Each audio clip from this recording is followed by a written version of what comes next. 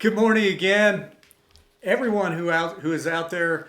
I'm so glad that you're joining me again today because today I have a really good story for you. It's one that I think as you listen to it, I want to see if you can figure it out before I get to the end. But I guarantee you that it's somewhere that every single one of you out there has been. I guarantee it.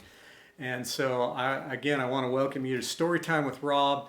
And this one is called Better Late Than Never. He is lying there in the grass, hiding and thinking. He has studied the little girl's habits.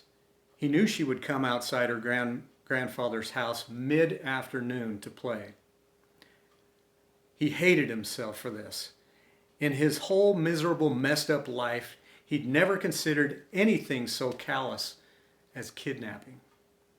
Yet, here he was, lying in the grass, hidden by the trees next to the house, waiting for an innocent, red-haired, 2-year-old child to come within reach.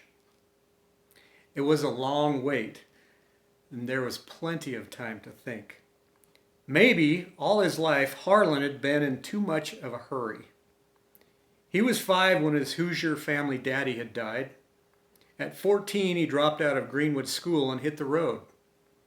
He tried odd jobs as a farmhand and hated it. Tried being a streetcar conductor and hated that. At 16, he lied about his age and joined the Army and hated that too. When his 1-year enlistment was up, he headed for Alabama and tried blacksmithing and failed.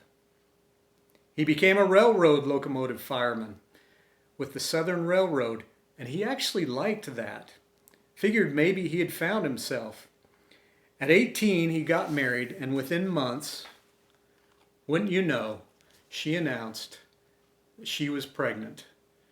The day he announced he'd been fired again. Then one day, while he was out job hunting, his wife gave away all their possessions and went home to her parents. Then came the depression. Harlan couldn't win for losing, as they say. He really did try. Once, while working at a succession of railroad jobs, he tried studying law by correspondence. But he dropped out of that too. He tried selling insurance, selling tires. He tried running a ferry boat, running a filling station. No use.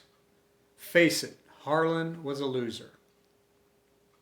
And now, here he was hiding in the weeds outside Roanoke, Virginia, plotting a kidnapping of all things. As I say, he'd watched the little girl's habits, knew about her afternoon playtime, but this one day she did not come out to play. So his chain of failures remained unbroken. Late in life, he became chief cook and bottle washer at a restaurant in Corbin, and did all right until the new highway passed by the restaurant. And then his expected lifespan ran out. He's not the first man, nor will be the last man to arrive at the twilight of life with absolutely nothing to show for it. The bluebird of happiness, or whatever, had always fluttered just out of reach. He'd stayed honest, except for that one time when he had almost attempted a kidnapping. In fairness to his name, it must be noted that it was his own daughter he had meant to kidnap from his runaway wife. And they both returned to him the next day anyway. But now the years had slid by and a lifetime was gone, and he had had absolutely nothing. He had not really felt old until the day the postman brought his first Social Security check. That day, something within Harlan resented, resisted, and absolutely exploded within him. The government was feeling sorry for him. You and all those hitless times at bat, the government was saying, "You've had it. It's time to give up and retire." His restaurant customers in Corbin said they'd miss him, but his government said 65 candles on the birthday cake is enough. They sent him a pension check and told him he was old. He said, "Nuts!" And he got so angry he took that $105 check and started a new business. Today, that business is prospering.